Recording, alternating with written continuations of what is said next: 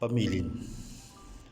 Mahalin at pakaingatan ang bawat ibinabahagi ko sa YouTube channel na ito. Ang kapangyarihang nakapaloob dito ay lubhang mahiwaga. Gamitin lamang sa kabutihan at pagganap ng kalooban ng Diyos, maging huwaran at laging isapuso't isip ang 7 layunin. Una, isabuhay ang 4 na gintong simulain: maka-Diyos, makabayan, makatao, makakalikasan. Pangalawa, isagawa ang pag-ibig sa Diyos, pananampalataya at pag-asa sa pamamagitan ng tiyaga.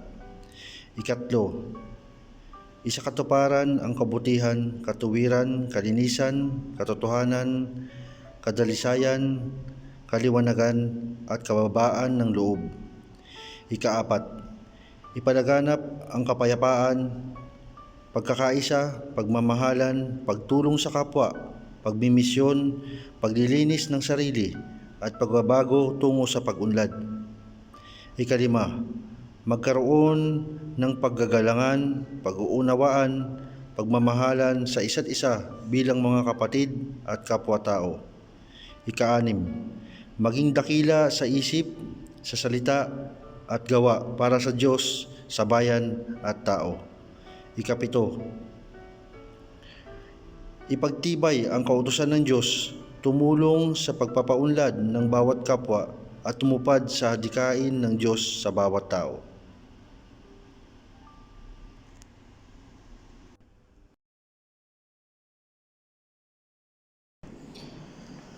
Magandang araw po sa inyo lahat. Heto naman po muli si Maestro Virgo, also known as Commander Sator ng Sator Coronados, upang magbahagi sa inyo ng mga munting kaalaman para sa pag-aaral ng patungkol sa karunungang lihim ng Diyos Amang Makapangyarihan sa lahat. Una sa lahat ay muli nananalangin tayo sa Diyos Amang Makapangyarihan sa lahat. Sa bawat sandaling ito, Panginoon, Diyos Amang Makapangyarihan sa lahat, ako po'y nananalangin sa inyo na sana po bigyan nyo kami ng kalakasan sa aming katawan, sa aming espiritual, sa aming pag-iisip, sa lahat ng bagay upang mas maintindihan namin ang mga kakailanganin namin patungo sa pagtaak sa mga espiritual na gawain at pagtulong sa kapwa, sa aming kapwa, sa pangkalahatang pagbabahagi. At sana po, ingatan nyo rin po ang pamilya ng bawat isa sa amin. Gayon din po kami na nag-aaral ng mga karunungang lihim na ipinagkaloob nyo sa mga sinaunang maestro na amin pong binabaybay sa ngayon.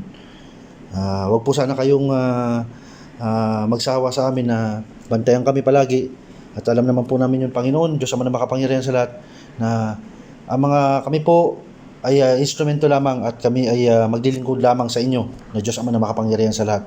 At sana po ay bigyan nyo rin ng biyaya ang mga taong nag-aaral sa pangkalahatan na sa ganitong sitwasyon ay makapamuhay rin sila ng maayos, na kahit paano ay sa ganitong sitwasyon ay makasurvive sila sa bawat pagkakataon, sa bawat pagsubok na kanilang tatahakin. Alam ko naman po na ang bawat isa sa amin ay dumaraan din sa mga pagsubok katulad din ng ibang mga estudyante. Sana po huwag nyo rin pababayaan sila lahat, gayon din po kami. At maraming salamat po. Yun naman po, Panginoon ko, Diyos Ama na Makapangyarihan sa lahat, ang lahat po ng ito ay dinadalangin ko para sa inyo po, sa inyong walang kapantay na kapangyarihan at walang bahid dugis na pangalan. Maraming salamat po. Para sa lahat, magandang araw po sa inyo lahat.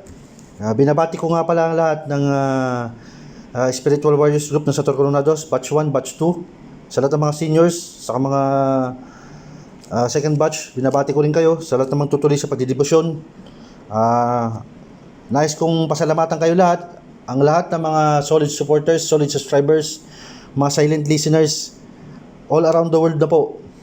At pinagpapasalamat ko ang lahat ng bagay na ito dahil kung wala kayo, wala rin naman tong channel na to. At bukod pa doon ay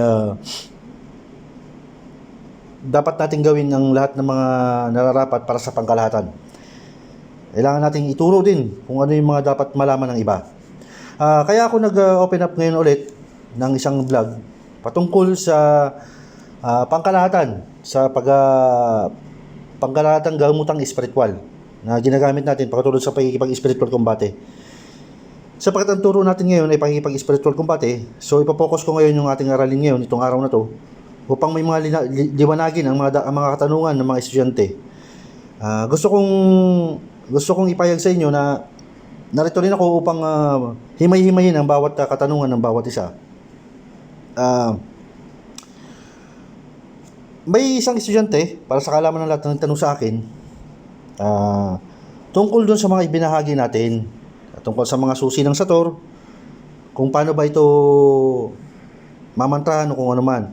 Meron ako ibinahagi sa community post ng Sator Coronados Group, ng Spiritual Warriors Group, na ibinahagi ko na doon na ginagamit ng mga seniors sa mga sumunod na mga second batch para sa pakikipag-spiritual combate. Ngayon, nakapaloob dito yung mga susi ng Sator na patungkol sa proteksyon, lunas, kaligtasan, tigalpo kontra sa masama, gamot, at kaligtasan din, at isa pang susi rin na pamako. Meron ditong pagkakahawig sa dalawang bisa ng susi ng Sator. Sapagkat ang tawag ko dito ay kombinasyon ora, para sa kalaman ng lahat. Kombinasyon ora ang tawag ko dyan. Ang bawat susi na ito ay nakapaloob sa susi ng Sator na Coronados at hindi Coronados, para sa kaalaman ng lahat. Kaya tinawag ko itong kombinasyon ora. Sabi ko nga sa inyo lahat, maging malikhain kayo.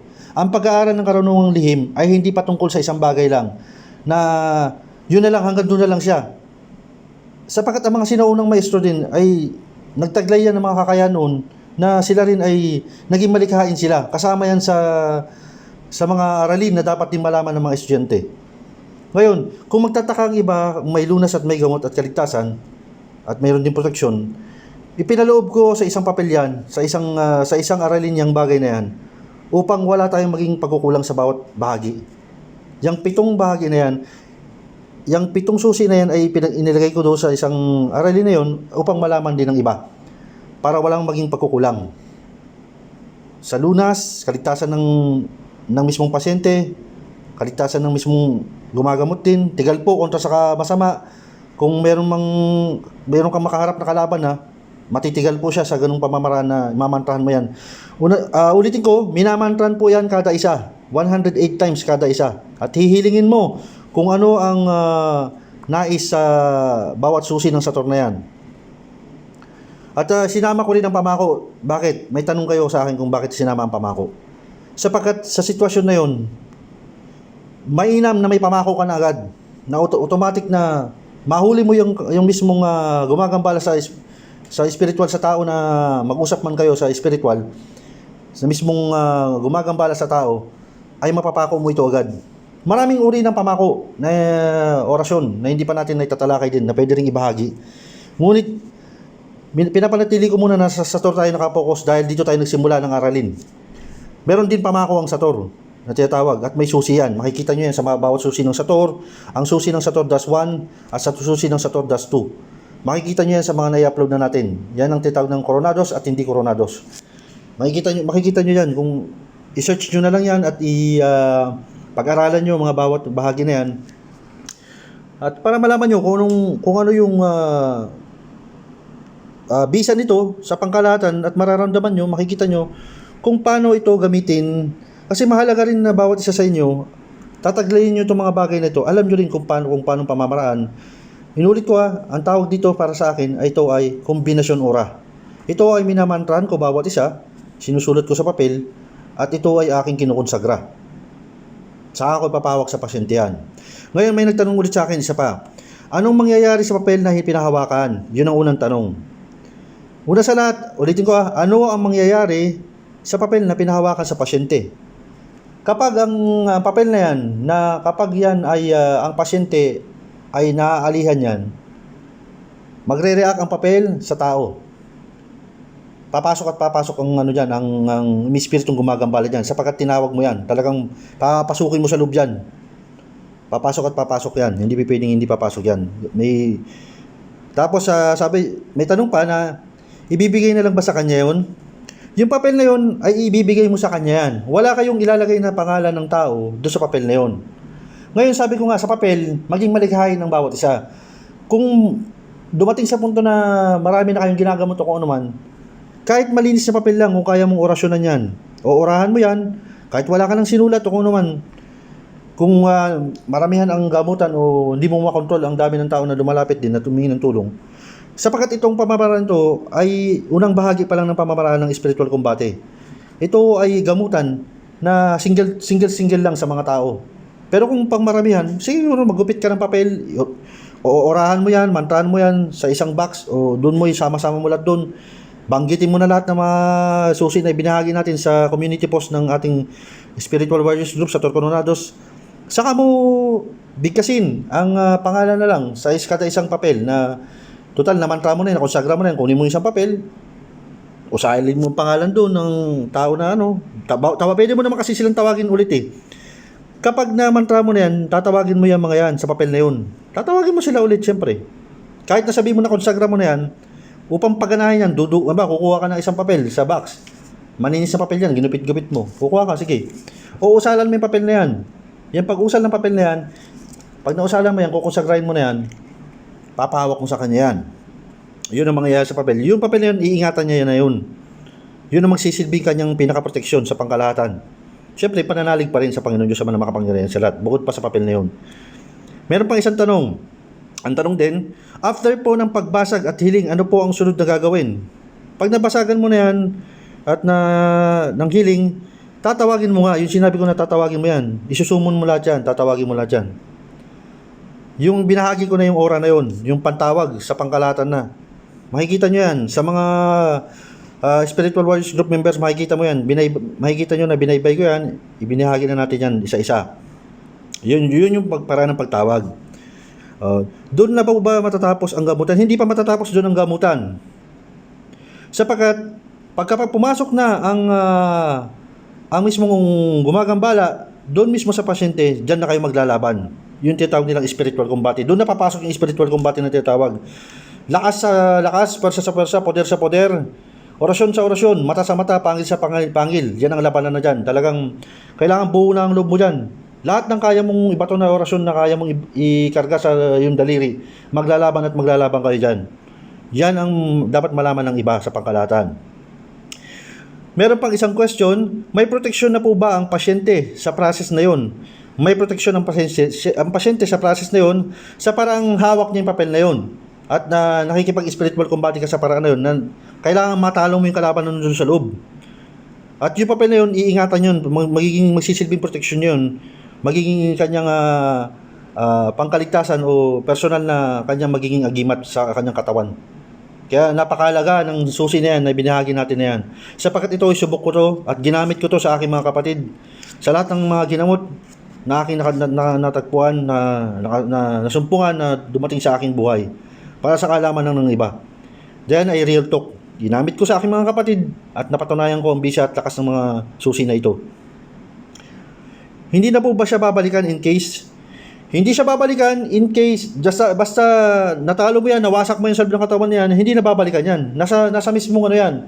Manggagamot yan, kung mapapatay na sa loob ng katawan, kung mapapatay ko sa loob ng katawan, hindi na makakabalik yan.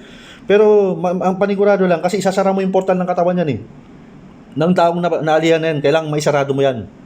Para hindi siya pasukan ng iba pang elemento. At yung papel na yun, iingatan niya yun. At para sa kaalaman ng lahat guys, kapag yung papel na yan, may tendency na nawawala minsan yan. Nawawaglit yan sa isang tao. Kapag wala kang paniniwala sa mga gabay, at sa mismong taong gumamot sa'yo, may pagkakataon ng kukunin ng mga gabay yan. Kukunin ng mga gabay. Lalo pag hindi mo iningatan yung papel na yan, pinabayaan mo, tinapon mo lang yan kung saan mo binaglit mo na lang. O parang wala kang pakialam. Para bang nagpagamot ka lang, out of curiosity lang o kung ano man. Minsan may kadalasan nawawala yan, kinukuha yan. Kukunin ng mga gaway yan. May mga pangyayari na nangyari sa mga ginamot natin yan. May nangyari na yan. Tapos sabi pa nung isa, nagtanong din, just for clarification lang po, Master, sabi sa akin nung isang estudyante rin. At meron pa siyang isang katanungan. Sa pagmamantra, sa nabanggit niyo po, bawat susi ng Sator, gusto ko lang po maintindihan. Bawat means individual susi po, so matatagalan daw kasi pag-iisa-isahin. Walang issue kung matatagalan. Sapagkat tayo hindi naman tayo nagmamadali. At saka bukod pa doon, malapat lamang na bigyan mo ng kaukulang pansin ang bawat isang susi. Sapagkat ito ay individual na mga gabay na nangangailangan din ng pagtawag para sa kanila. Hindi mo pwedeng lahatin minsan yan. Talagang mamantahan mo isa-isa yan. Yun ang pamamaraan talaga. Ngayon, kung gagawa ka ng ibang pamamaraan, nasa sa inyo yan kung mapapagana nyo. Hindi. Sapagkat yung pamamaraan na ito ay ginamit ko sa pamamaraan at nirespeto ko. Ito ay turo ng mga sinuunang maestro din na tinuntun ko at ginabayan ako at sinunod ko ang pamamaraan na ito at awa ng Panginoon Diyos napagana ko naman. At talagang napatunayan ko mabisa ang ganitong mga pamamaraan. At bawat susi, meron siyang nakitang susi na dalawa. Yun nga sabi ko nga ito ay kombinasyon ora. Ito ay susi ng Sator na Coronados at hindi Coronados. Pinagsama ko yan. Sa pamamaraan na wala akong maging pagkukulang sa bawat bahagi. Dahil hindi nyo alam ang makakalaban nyo. Kung kinakailangan, dalawang gabay ang lumalaban dyan, maraming gabay ang kasama mo. Sapagkat ito, ang mga susi ng Sator na to, nakapaloob dito ang iba't ibang klase ng mga gabay na may lakas at persang taglay, hindi matatawaran. Na nagbumula sa Diyos ang mga makapangyarihan sa lahat na kailangang taglayin ng bawat isa.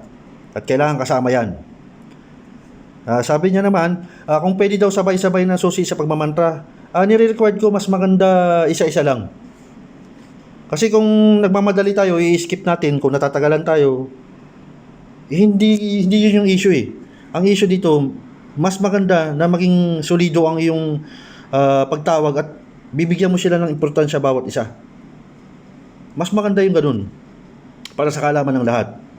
At sana mabigyang linaw yung mga ganyang bagay para sa iba na nais din mag-aral. Ito naman ay paglilinaw lamang. Hindi ako nag-ano ng mga unang bagay. Para sa pangkalahatan, ito ay para ilinaw rin sa mga estudyante kung anong mga dapat nilang malaman. Una sa lahat, sinabi ko nga sa inyo na ibinahagi ko ang mga 7 susi ng Saturn na ito na nasubok ko na at nagamit ko sa pangkalahatan sa community post ng ating grupo. Marapat lamang na ibahagi ito bilang inyong maestro at malapat lamang din na linawin ang bawat bahagi na ito. Para sa pangkalahatan na rin para sa kaalaman ng iba. At naiintindihan ko ang iba na nagtatanong, pasensya na kayo kung masyado rin akong busy sa aking mga gawain at hindi ako makapag-focus minsan. Pero hindi ko naman kayo pinapabayaan sa paraan na lagi naman ako nandiyan para sa inyo. Sabi naman ng isa ng tanong din, sa panesting gamit ang papel, yung 7 susi na isusulat, mamantran po ba? Mamantran po yan. Bawat isa. Yung panesting na yan. Ngayon sabi ko, magiging malikhain na lang kayo kapag napagana nyo na yung mga nasubukan mo na.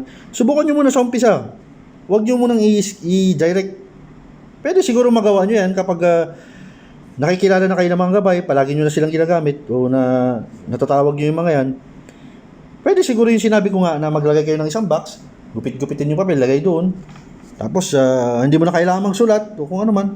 Kaya sabi ko, nasa sa inyo, maging malikhain kayo. At lagi kong sinasabi sa inyo, maging mapasensyoso tayo at bukod sa lahat kailangan ay solido ang iyong spiritual na kakayahan, solido ang iyong spiritual na lakas, physical, mental, spiritual at emotional. Sapagkat hindi mo alam ang mga kalaban mo, kung gusto mong umakyat agad ng maramihang gamutan mo, nakaka-drain din ng spiritual na lakas ito. Tandaan nyo guys. Nasubukan ko dati, may ginapat ako 5, sunod-sunod. Dahil baguhan na ako that time na yun, halos madrain yung aking spiritual na lakas. At meron din akong susi na ginamit upang ibalik ang lakas na nawala sa akin. Makikita nyo rin sa susi ng Sator. Hanapin nyo sa susi ng Sator na Das 1 at saka Das 2. Kung makikita kayo dyan na susi ng Sator na panghingi ng lakas. Mamantrahan nyo rin yun at ibulong nyo sa tubig at inumin nyo yun. Para makikita nyo lang, lahat ng mga kakailanganin ay nakasaad sa susi ng Sator. At hindi pa tayo nakakaabot sa mga ibang mga orasyon na dapat din natin akyatin. Sapagkat may mga orasyon din na dapat natin malaman. Pang malalakasang orasyon, ng nasa high level na orasyon. Na tatalakayin din natin yan. Pero ang nais ko lang ipunto dito ay maging pundasyon natin ang Sator Coronados. Diyan tayo mag-focus muna. Sapagkat ako ay buhay na patunay na napatunayan ko na yan ay gumagana lahat yung mga yan. At buhay ang mga salita na yan na nagmula sa mga sinaunang maestro na hindi ko napapangalanan pa. Alam nyo yan. At para sa iba naman, respeto lang din ako sa mga nagtuturo na iba. At ito ay sarili kong karanasan at sarili kong opinion, sarili kong karanasan na ibinabahagi ko sa aking mga estudyante. sa mga nais mag-aral. At maraming mga tanong na dapat pang talakayin. At hinihikayat kong iba sa inyo na makasama sa grupo na upang magkaroon ng full access sa ating aralin. At marami tayong mga bagay na dapat pag-aralan, pag-usapan. Hindi ito patungkol sa Tor Coronados lang, malawak pa ito. At sa mga naghihiling sa akin na nga pala na talakayin din ang patungkol sa Tardar, huwag mag-alala lang iba sapagkat hindi naman din ako nakapokus sa isang bagay lang. Sabi ko nga, hindi natatapos sa Tor Coronados lang ang ating pag-aaral. Aakyat pa tayo ng mga ibang mga aralin. Babaybayin natin, hihimay-himayin natin na yan. Minsan nagiging abala lang ako sa aking mga gawain kaya hindi ko pa ako makapag-focus ng gusto. Pero inaalalayan ko pa rin. Nagbibigay ako ng mga mga ibang idea kung ano man, nagko-comment din naman ako, nagbibigay ako ng mga hint para sa lahat. At ang susi dito para sa pangkalahatan guys sa mga taong nag-aaral, maging malikhain po tayo. At lagi nating isisentro ang Diyos ang makapangyarihan sa lahat at huwag tayong masyadong madali. Sabi ko nga, lagi kong sinabi sa isang vlog din, ang tumatakbo ng matulin pag natinik ay malalim. Okay lang yan, maging curious tayo sa mga bagay at paghandaan natin at lagi niyong paghahandaan ng mga bawat laban na makakaharap nyo. Dahil hindi biro ang labanan na ito. Buhay at sa buhay ang labanan na ito. Hindi ito katulad ng biro-biro lang na susubukin mo lang. Mas magandang palakasin mo ang iyong depensa, palakasin mo ang iyong spiritual na kakayahan, pangkalahatan sa loob ng iyong katawan at mas maganda magkaroon ka ng pakikipag-usap sa iyong mga gabay. At napakahalaga ng bagay na yan. At anumang kapangyarihan pagkakalob sa inyo, ito ay hiram lamang at magmumula sa Diyos ang makapangyarihan sa lahat. Ako ay nagsisilbing gabay lamang sa inyo sa mga bagay-bagay. Ngunit kayo pa rin ang magsisilbing pinaka-main man o pinaka-main character sa situation na to. At kayo ang magpapasya, kayo rin ang magdedesisyon sa mga bagay na inyong gagawin. Kaya minsan dapat pakaisipin din natin ang bawat action natin gagawin. At hindi rin basta-basta maging padalos-dalos sa mga bagay-bagay. At masaya rin ako sa mga nagtatanong sapagkat nakikita ko ang mga estudyante nagiging curious sila at nagiging yung pagnanais nila, yung masidhing pagnanais sa kanilang puso't isipan ay nandoon. Which is gusto ko yung ganung bagay. Nagiging more aggressive ang mga estudyante para tuntunin yung mga bagay na yun. At para sa mga spiritual warriors group na mga seniors, siguro time din na gabayan nyo rin yung iba sa kanila na bigyan nyo sila ng konting payo sa pangkalahatan. At alam ko sa mga naging estudyante sa ngayon, masaya ako sa first batch kasi marami na sa kanila nakatanggap ng basbas at nakakapanggamot na rin sila. At natutuwa ako at salamat sa Panginoon Diyos na makapangyarihan sa lahat sa mga gabay ng sa Tor Coronados na nakita nila, naging makatarungan ang kanilang pagpapasya sa mga taong ito na kanilang binihiyaan ng katangi-tanging kakayahan upang makatulong sa spiritual na gamutan o kung ano man. At sana lang, taglayin nyo itong mga bagay na ito sa pagdating ng tamang panahon at tamang pagkakataon. Lalong-lalo ng pakikipag-spiritual combate. Mahalaga rin itong bagay na ito, itong pinakamataas na antas na pakikipaglaban sa spiritual na talagang kailangan buong loob mo, buo ang kakayahan mo sa pangkalahatan, loob at labas. Kailangan taglayin nyo lahat ng mga bagay na yan. At mainam din na hinikayat ko ang iba sa inyo, sana makapasok kayo sa grupo. Malaking bagay yan. At may pagkakataon na anumang tulong na maaabot ng grupo para sa pangkalahatan o anumang marating ng channel na ito ay ibabahagi natin sa grupo at sa pangkalahatan din.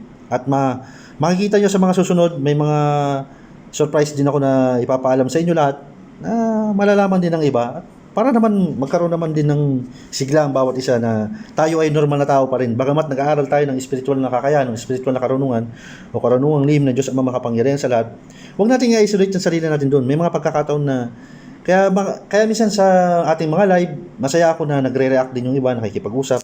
Respeto lang tayo dito lahat guys. Saka bukod pa doon, nire-respeto ko lahat ng mga manggagamot, lahat ng mga maestro din na sa pangkalahatan. Basta kayo ay nasa panig ng liwanag, ako ay kaisa nyo rin at ang respeto ko ay binibigay ko para sa inyo sa pangkalahatan. Si Maestro Virgo po, also known as Commander sa Tor Coronados, ay binibigay ko ang talagang full support ko at full respect sa lahat ng mga manggagamot, sa lahat ng mga maestro din. At pagdilinaw ko lang po, Ako po ay walang FB page at wala akong mga wala pa akong ganyan na mga bagay na ganyan.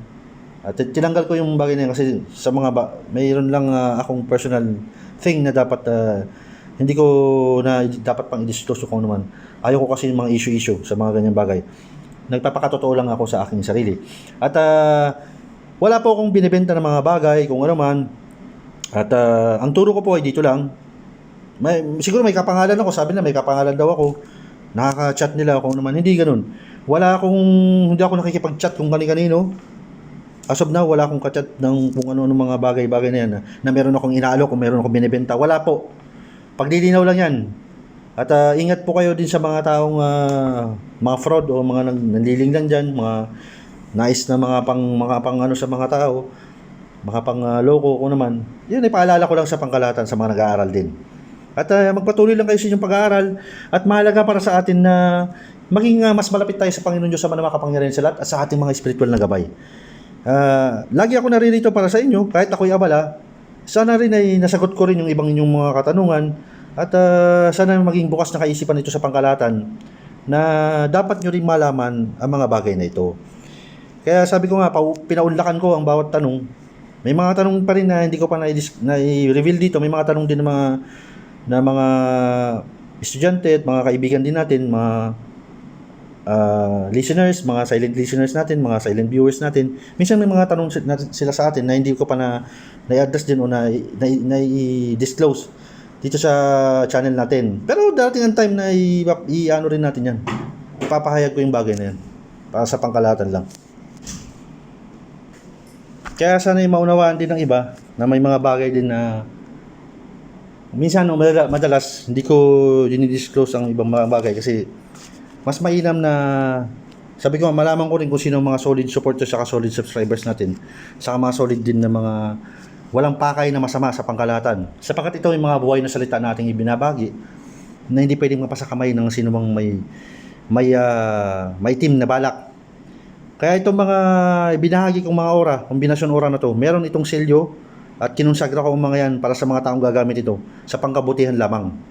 Hindi ito kukunin mo na gagamitin mo para sa pangsariling kapakanan lamang at upang makapagyabang ka o ano, walang ganun. Malabo pa sa sabaw ng pusit na mapagana nyo yan. At para sa akin lang, sa inyong lahat, sa mga naniniwala, salamat sa inyo. At sa mga na hindi rin nila feel yung ganitong mga bagay, malaya kayong sa inyong nais gawin o kung naman. Pero respeto lang din sa pangkalahatan. At yan lamang po sa ngayon, ang aking ibinahagi sa ngayon na bilang paglilinaw sa ibang mga estudyante at para malaman din nila yung mga kanilang nasusumpungan ng mga aralin. Marami pa tayong dapat malaman, matutunan. Hindi lang ito na natatapos patungkol sa Sator Coronados at marami pa tayong babaybayin ng mga orasyon, mga dapat na aralin na pangkalahatan na dapat nating baybayin. Akyat pa tayo, marami pa yan, masyado pang marami. Napakalawak ng spiritual na aralin patungkol sa spiritual at hindi ito na patungkol lang sa isang bagay lang o kung anong aralin lamang. Napakalawak niyan.